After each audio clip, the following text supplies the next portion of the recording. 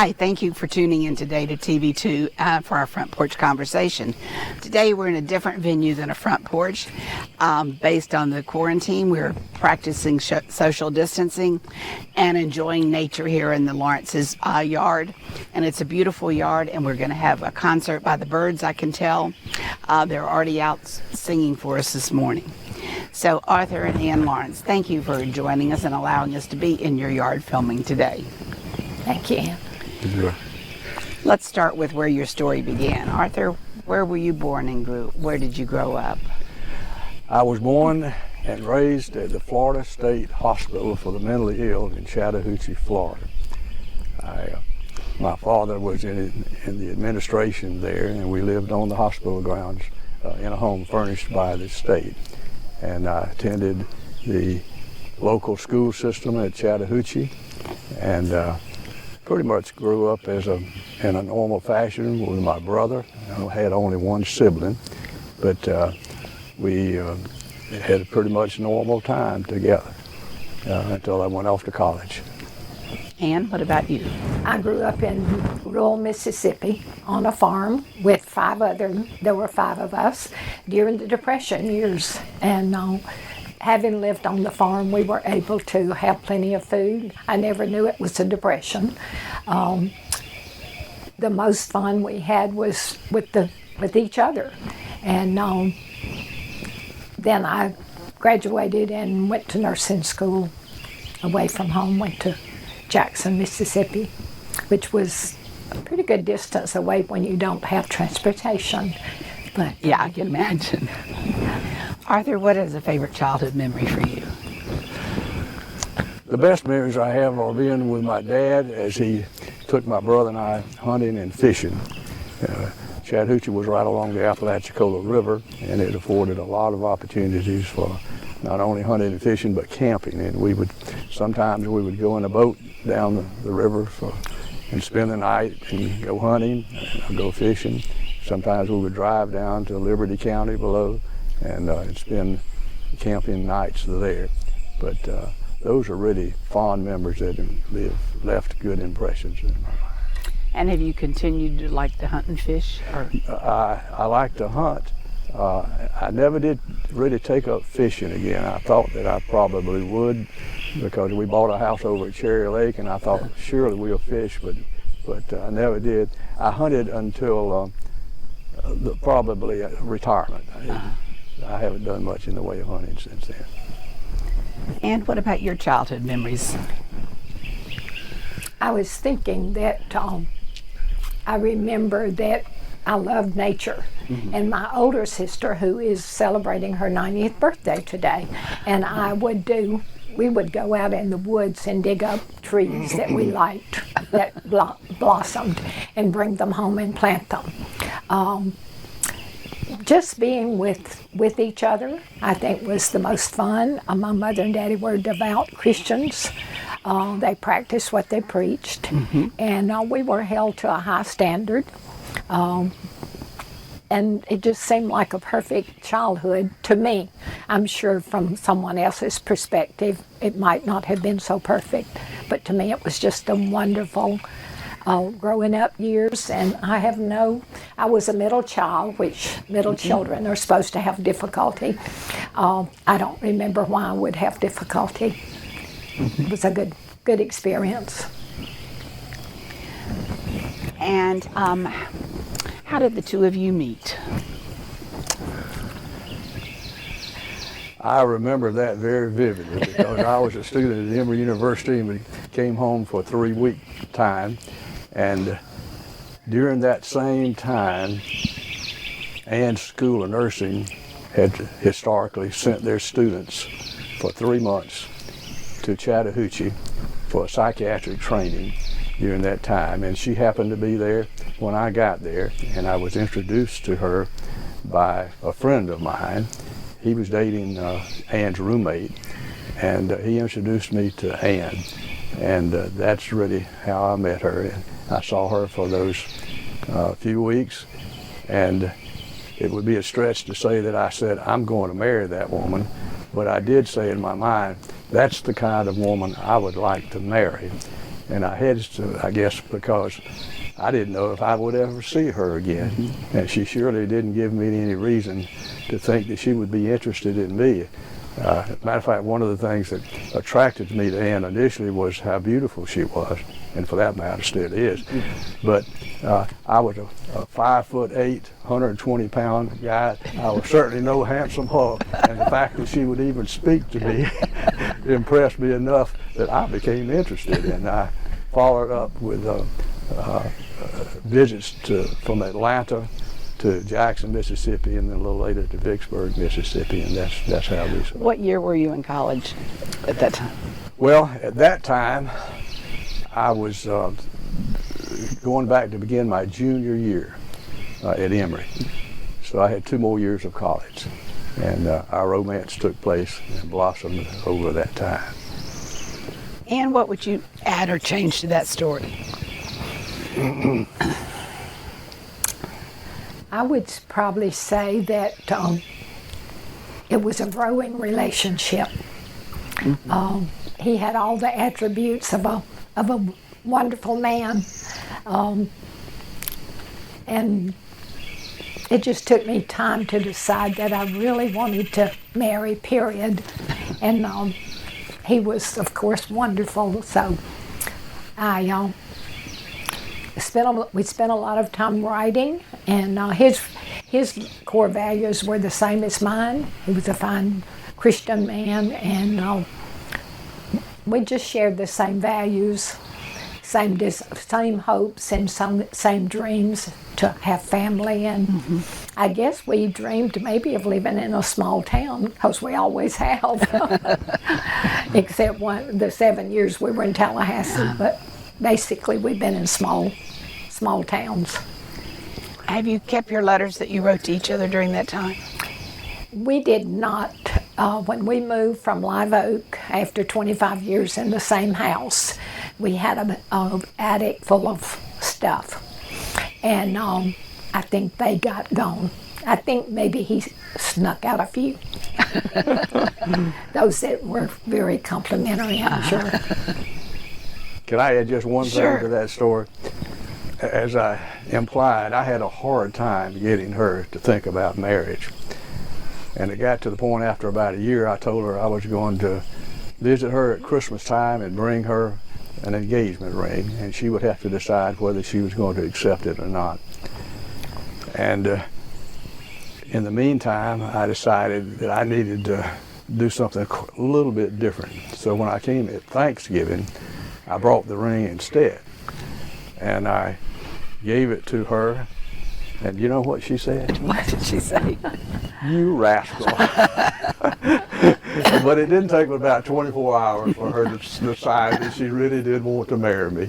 And so I left there a happy young man, and we made plans to get married just about a week after I graduated from Emory the following June. And how many years ago was that? If we live to June 2020, June the 8th, it will be 60 years. Congratulations. Thank you. And what a wonderful life you've built together. I believe that. Definitely have. Well, tell us a little, excuse me, would you tell us a little about both of your education and then? Yeah. I went to nursing school in Jackson, Mississippi. And at that time, nursing school was hard. First of all, to get in was hard. You couldn't be married, you couldn't do this, you couldn't do that. I lived in a dorm, and you checked in. You were in every night by 6, I think, except maybe every other weekend you could come in at 9 or something. And once a month you had overnights that you could go home. We went to school much of the day, and then we worked. So it was not unusual for us to man a floor 3 to 11.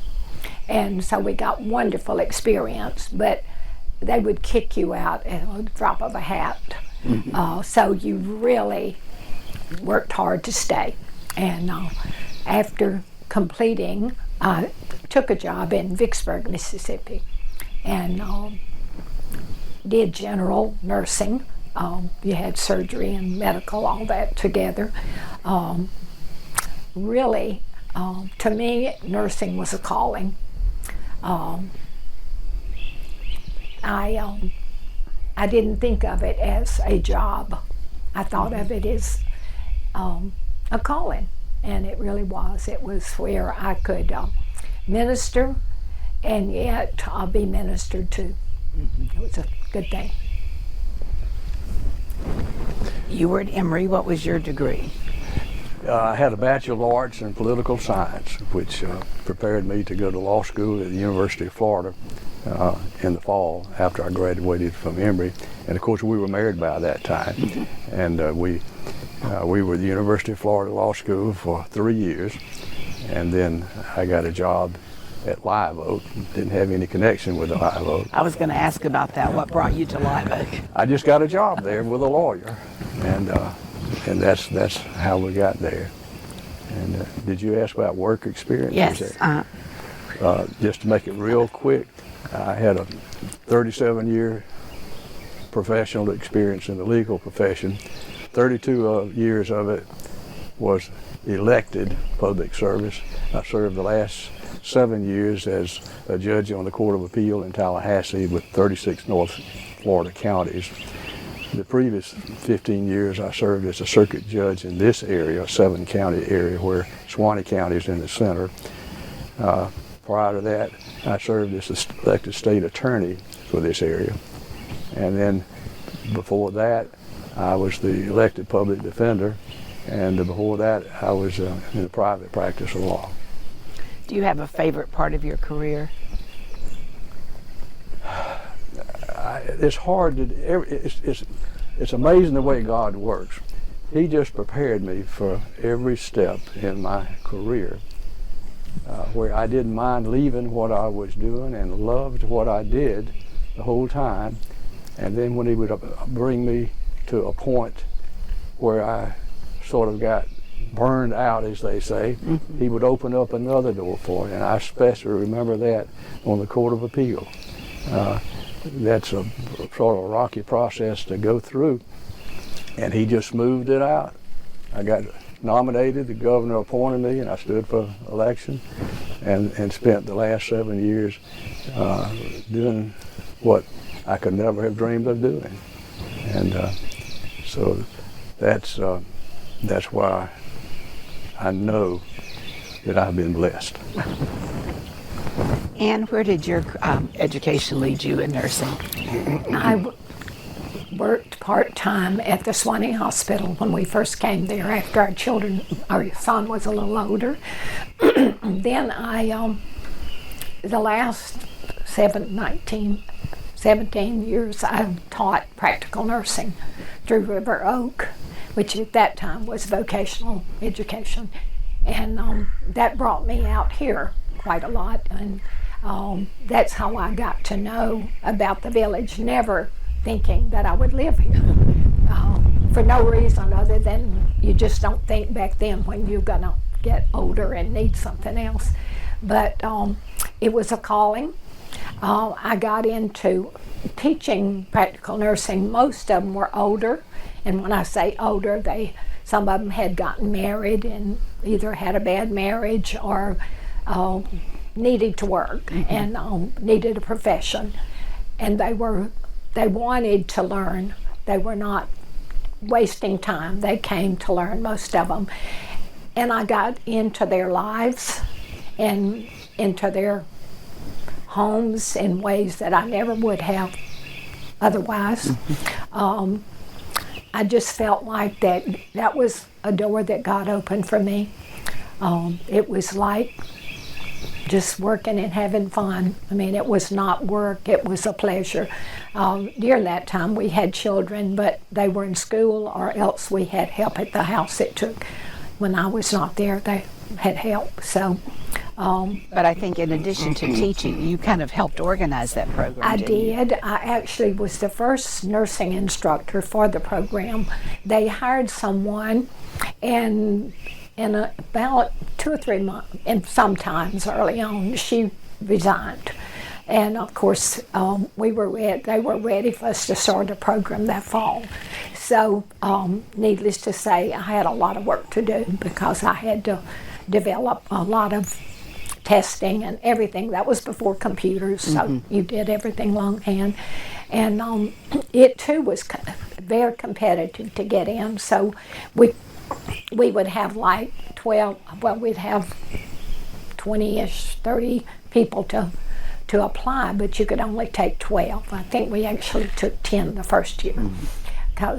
We had difficulty with the clinical facilities because very limited, Dowling Park and Swanee Hospital, and then we did some work at Jasper and in South Georgia Medical in Valdosta. But it was just the icing on the cake of my career. And I think I grew a lot as a person. Well, I know that both of you made tremendous contributions to not only this community here at the village, but Swanee County and the areas where you have worked and had an impact. Thank you for that. How about telling our viewers about your children? We have 3 children. Our oldest son, Todd, is the CEO of the Farmers Cooperative in Live Oak and Madison. We have a daughter, Kimberly, and she works out here in the finance department. She has 2 children. Todd has 2 children. And our youngest son lives in Santa Rosa Beach, Florida, and has 4 children. And right now they're all 4 at home. 2 of them are from college. One should have been graduating shortly. And then he is has an insurance agency. And Ramsey is a teacher. She teaches special ed, but she's just recently gone with the Methodist Children's Home and will be traveling as a PR person. And she's just she's cut out for it. She'll be a good thing. And the grandchildren are wonderful, and that's one of the things that I love about out here. We have, for years when they were younger, we had cousins count. And at that time there were 6 of them. They had to be potty trained before they could come. But we had it out here one time. And the residents just were wonderful. We did scavenger hunts, and they would go to the residents' house with a list of what they had to do. And they all got involved. And it was, our grandchildren love to come to Dowling Park. We rent a place here at Christmas time and Thanksgiving time every other year. And that's their favorite place. We've rented places at the beach, but we want to go to Dowling Park. So it's been a good thing. Did your children get you involved in new activities? Oh, too many. Yes, they were involved in baseball. Neither of our sons played football. They played baseball. They were in different clubs and very active. So we went to ball games when we preferred not to. But I think it's a wonderful experience for young people to have those opportunities growing up. Small towns are wonderful. That's one of the things I appreciate. I grew up in a small town and lived in Jacksonville most of my adult life until I moved here, and I feel like I've come back home. It's not the same small town, but it's a great feeling. Yeah. Well, what are you guys doing at this point in your lives? Do you have special things that you're working on, projects, or? Yes, I've got 2 projects, at least. For a good while, I've been writing a book about my experiences as a judge, and it is that my audience is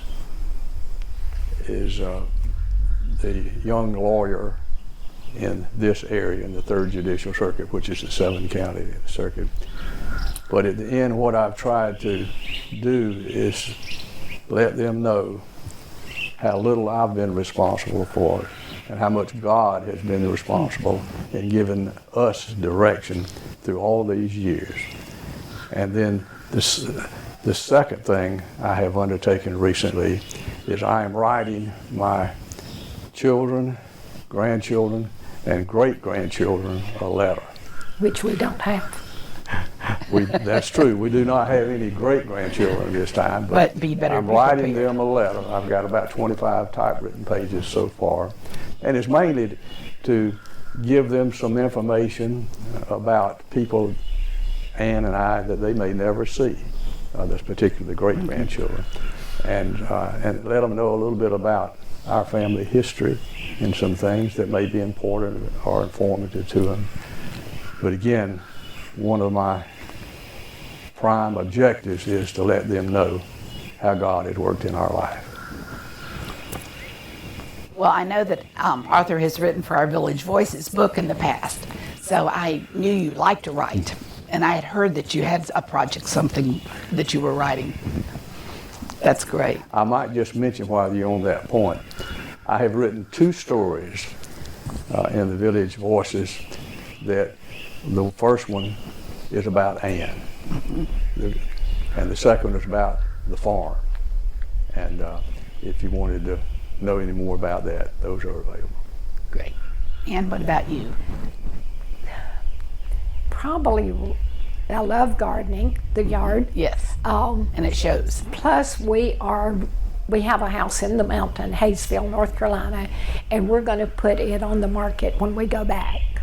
So that's a project for me. Through the years, I've loved collecting, refinishing furniture, that kind of stuff. At this age and stage, I've got so much and nobody wants it. So I don't need to collect anymore, but I do need, we will try to get back to the mountains, and we have an acre lot up there, which is a mountain lot, so you don't have nice flat. So that's one of my projects, is to get that ready to put on the market and do from there and come back here and start a life here. Both of you talked about growing up in a Christian home and family.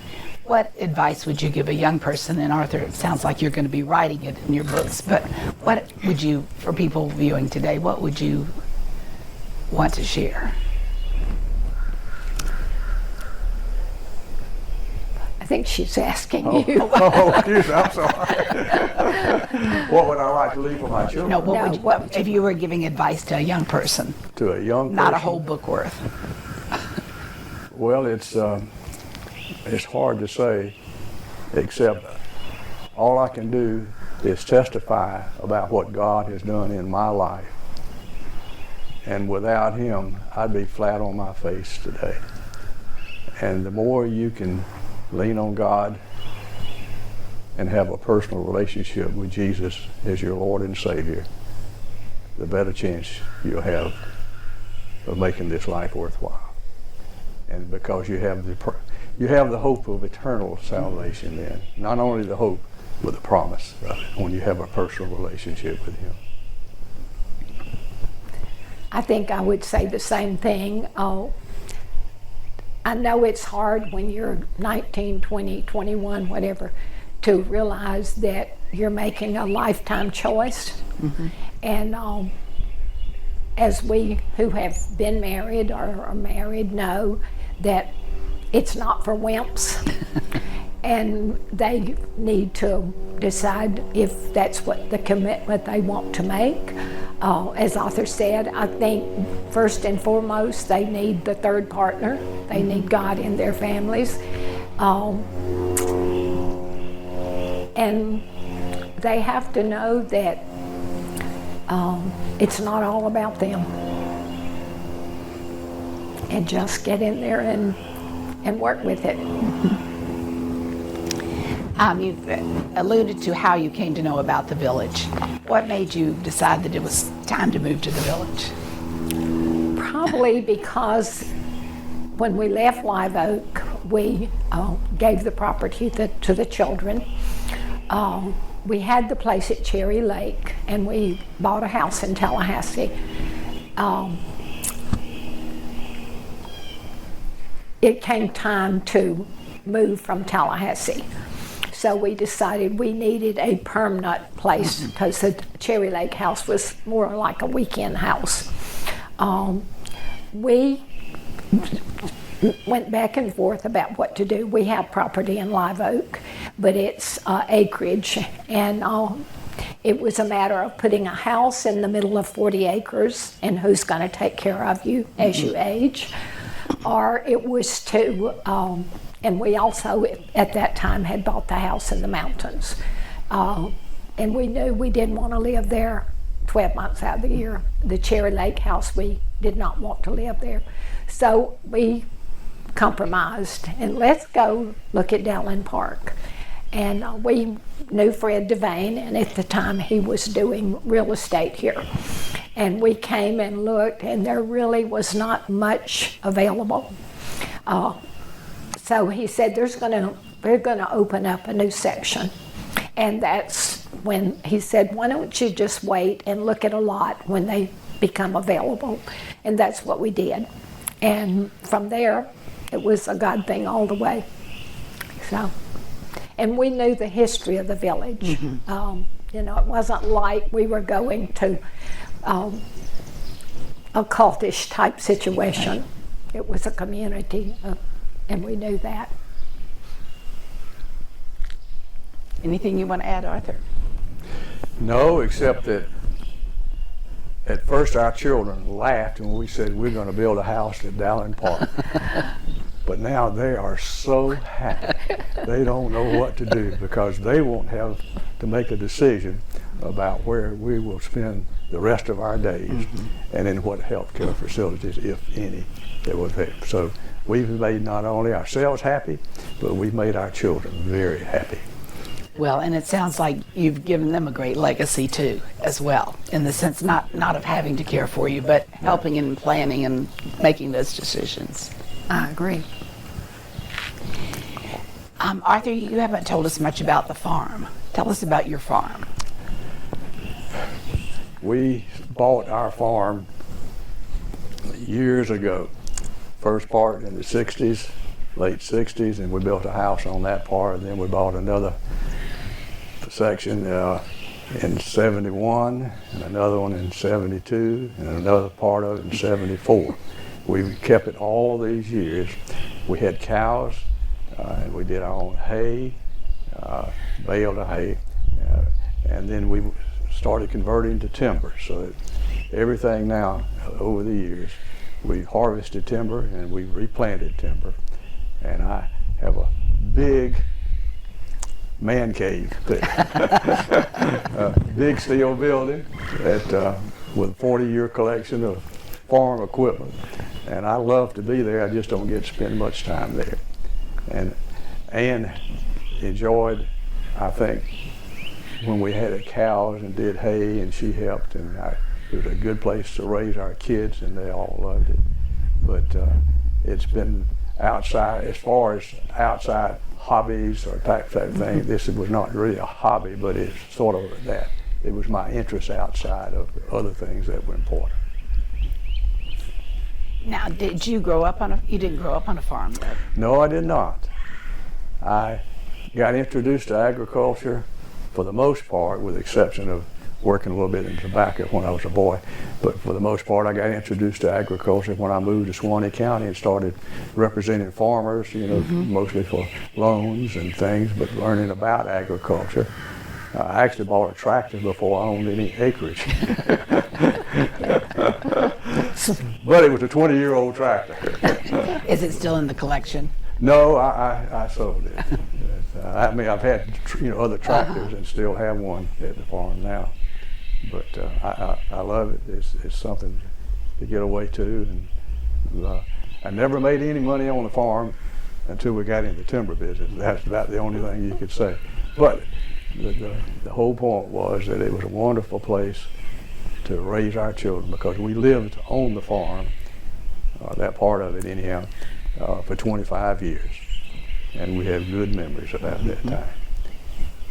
And I think another thing it contributed to was to teach our children that hard work is a virtue.